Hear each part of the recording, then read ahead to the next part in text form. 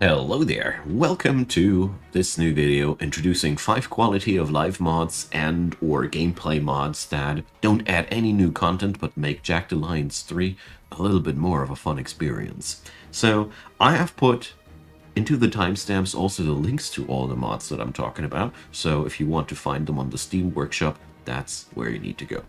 That being said, let's get right into number 1. This mod is called Descriptive Chance to Hit.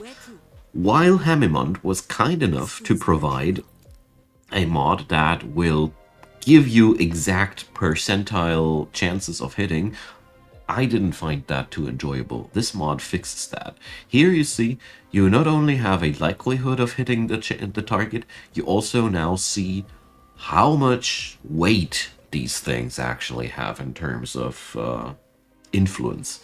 In the vanilla game, you don't have several plus or minus signs, you either have a plus or a minus. You don't get any readout about anything quality-wise. So this is a mod which I personally find is a wonderful middle ground between rating out those chances directly as a percentile number and, well, this is, this is highly likely, not exactly 70% chance, 80% chance whatsoever. I like that mod. I'll leave it up to you what you want to use. I personally still prefer to play without any chances to hit this blade because I like the atmosphere of that. But I'll leave that up to the dear audience. Now, number 2 is another one that I really appreciate. The mod is called Drop Everything. So the vanilla game has the approach that the loot of the enemies is random. They never drop what they're wearing completely. This mod does exactly change that. It comes in 3 different flavors. I've put all the links down there. So we're currently seeing the mod which is called Drop Everything 100%.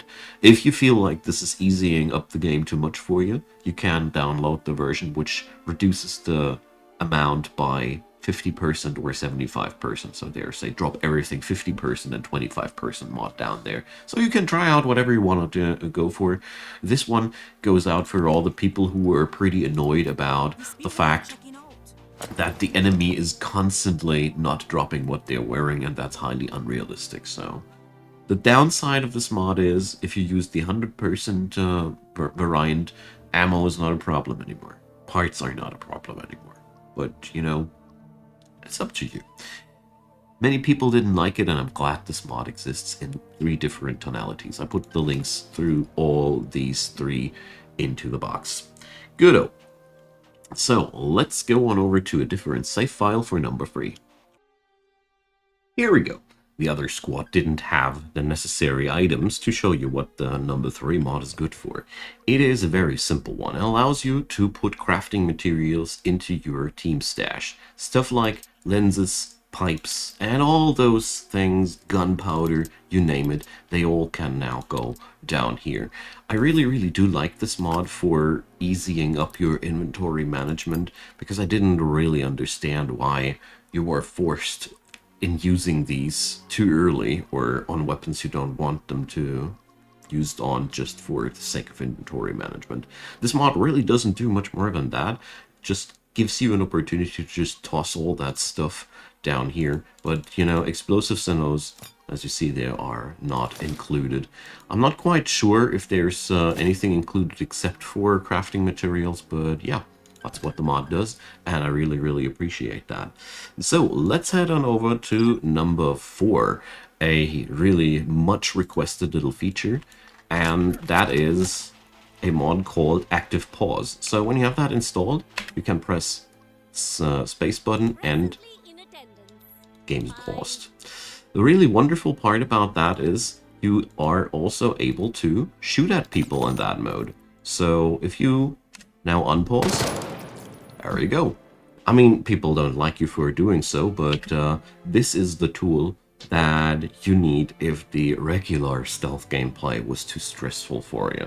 I totally understand that whole real-time stealth gameplay is not everybody's taste. I personally appreciate and even enjoy the pressure and the dramatic feeling that it puts into, if that patrol You didn't shoot him now? Yeah, we have to wait 2 minutes until he's at that sweet spot again. I like this kind of gameplay, but, you know, this mod is just for the people who personally like to go for strategic planning and don't like the time pressure. I do get that as well, so tastes are different. This is a wonderful sandbox fix thing here. The only downside that I've seen for this mod is there's no visual indicator except for the world staying still. But apart from that, the mod works really, really well. So, number 5 is the last one on my list. It also comes in 2 flavors. Number 1 is called Evermine, which just does one thing, basically, simply said, it makes your mind never run dry. So with Evermine, you have that constant income, and you don't have to worry about time pressure in your campaign anymore. In case you didn't know yet, the vanilla game has this mechanic that after a couple of weeks or so, your diamond mines that you've conquered will run dry. If this is too heavy for you, because I personally gotta say, this is a very, very dramatic change to the game. The entire pacing of the game is meant to push you always forward. With Evermine included, nothing stops you from just training your mercenaries until they have the stats that you want, because, you know, as long as your income is positive, you can spend all the time that you want. And that's something that's probably not healthy, and I want to point it out. For those who want a less brutal alternative, there's Clevermine. I have put both links into the description box below. Personally, I haven't had the chance yet to try out Clevermine, but according to the description, it allows you to build new mines when the old ones run out. You have to pay a new fee and all, but it's basically a more lore-friendly approach to the whole income gameplay, in case you found it just too lame that mines that ran years, if not decades, all of a sudden run dry the moment you take them over, which is, in all honesty, gameplay-wise, quite a nonsensical feature. So Clevermine gives you the opportunity to just build new stuff, so there's a new economy layer in it. You have to spend money to earn money, and that's less overpowered than Evermine. But I have both links down there. I certainly don't judge anybody how they're playing their game. That's not what I do. I just give you the tools to enjoy your games the way that you like it. And that being said, that's the end of this video. That's the first 5 bigger mods that I found and appreciate. There's a lot of content mods down there, and if you want to see any certain type of mod or something like that featured from my side, drop me a note. I'll see what I can do. Alright. Thanks for watching, thanks for your time and attention. Leave a thumbs up if you appreciate this video. Leave a subscription if you enjoy this channel. I really do a lot of informational video, and 90% of you guys out there haven't subscribed. That's amazing. Whatever. That being said, there's a playlist link down there to all the other info videos, and that's all I got to say, except for have a wonderful day. See you soon. Can't even say bye now anymore.